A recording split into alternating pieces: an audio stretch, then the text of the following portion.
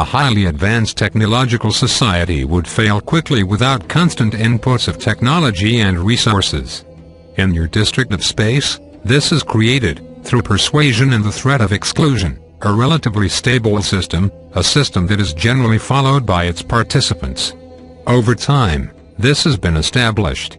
Though in the history of your local universe there have been wars and great conflicts, in the last 10 to 12,000 years there has been a period of great stability, and this has been maintained with tremendous determination.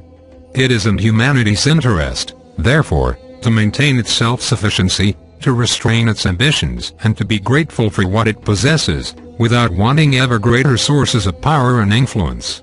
This will provide humanity greater anonymity, security and freedom from intervention and from forms of persuasion that you have not yet learned how to counteract. Because you live in a beautiful world that is desired by others, this will be required of you if you seek to remain a free and sovereign people in the universe. Do not, then, be desirous of things you do not possess.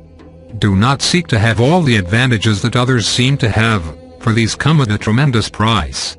Do not seek wealth beyond what your world and your solar system can provide, or you will fall prey to the persuasions that exist in the greater community, and you will be facing competitors that are long established and who have far greater powers of persuasion, skill and technology than you do. The greater community is an environment that requires tremendous discernment and discretion. If you are to participate here in such a way that your own privacy and freedom may be sustained, then you must develop this discernment and this discretion. You have native skills that God has given you to do this, but they must now be brought to bear. Humanity will have to unite to accomplish these things and to end its ceaseless conflicts amongst its tribes and nations in order to prepare itself to function in the greater community. This will be born of necessity. It will be required. Therefore, do not seek for foreign technology, do not invite it and do not accept it if it is offered to you. For if it is offered freely, it will not be offered by a friend but instead by a competitor in order to trap you, to make you dependent, to make you want more, to make you desirous of things that only others can provide. No true ally of 47 humanity would offer humanity technology, and that is why whoever does this for other purposes.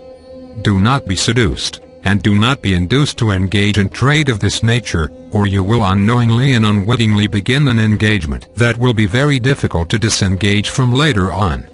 That is why restraint is so important, wisdom and restraint.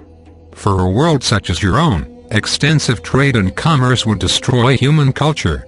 It would undermine everything that you have that is noble and great, and you would become involved in a complex situation that would require a great deal of your focus and energy to sustain. That is why there is a great truth in the greater community that the wise remain hidden. They remain hidden to remain wise, and they remain hidden to remain free. This is an important lesson and an important truth that has been established throughout the universe, a truth that humanity has not yet learned to recognize or to value. Distant trade is often not conducted because of the dangers and hazards involved. To move beyond the boundaries of a well-inhabited district means that one must travel through unknown and often hostile territories. The risk of becoming lost, the risk of piracy and the risk of inviting unwanted scrutiny are significant. Even in regions where there is very little intelligent life, in regions where intelligent life has not been cultivated, the physiological hazards are significant. This is why uncharted territories often remain uncharted. They are often beyond the reach of traveling nations. Explorers do venture into them but often do not return. There are nations within uncharted territories that seek to remain entirely hidden from the outside and have established very complex and successful means of discouraging exploration and intervention. Those few free races in your local universe who are aware of you, who value you and who wish to see you emerge as a free and sovereign people will not encourage trade or commerce for you.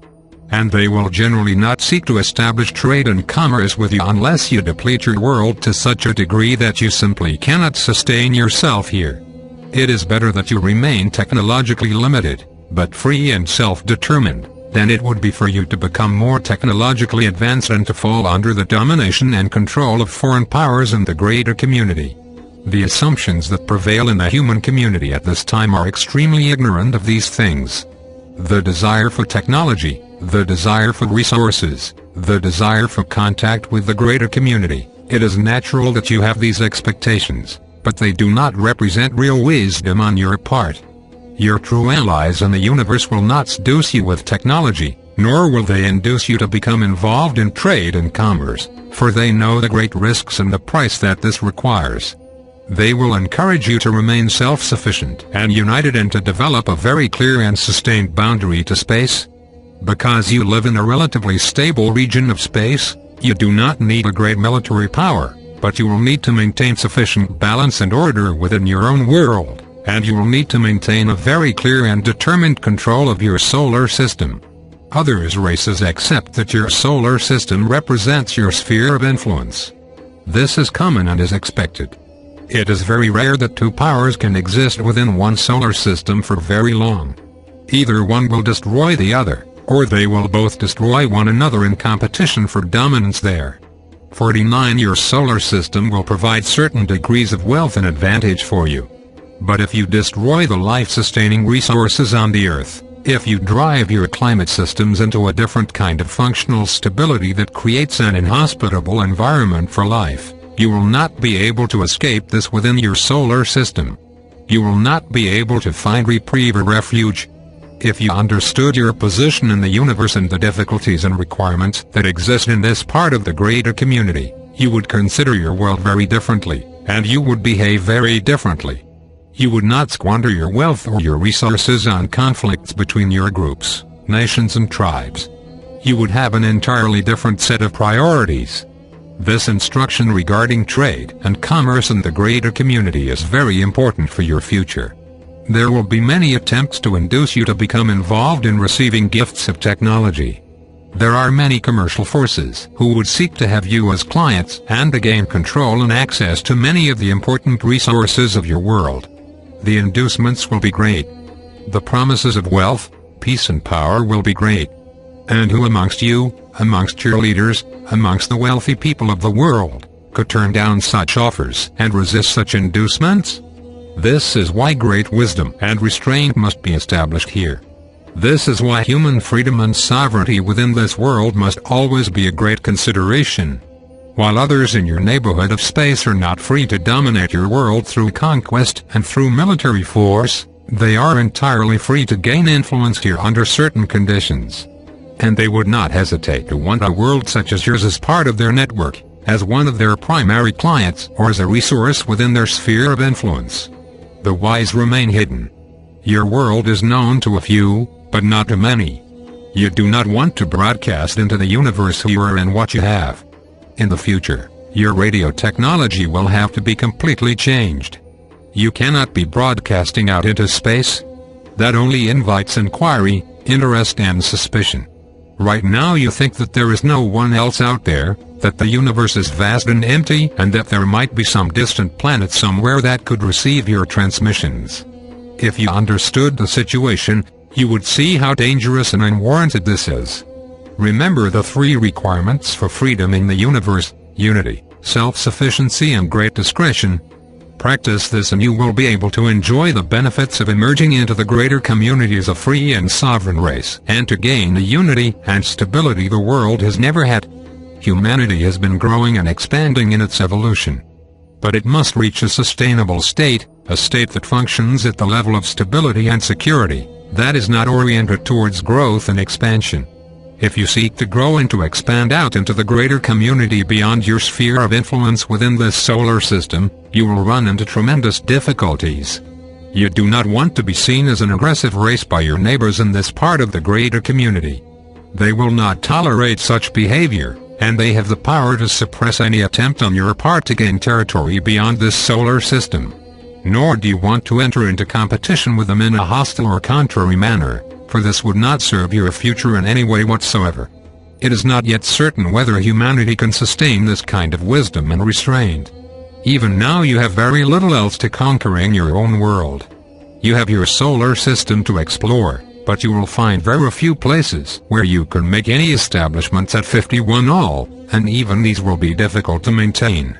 You will have to face and are facing even now the pressure of influence and persuasion created by opportunistic groups in your region of space who are here to do business, who want to extend their power and influence through means that are within the bounds of what is tolerated.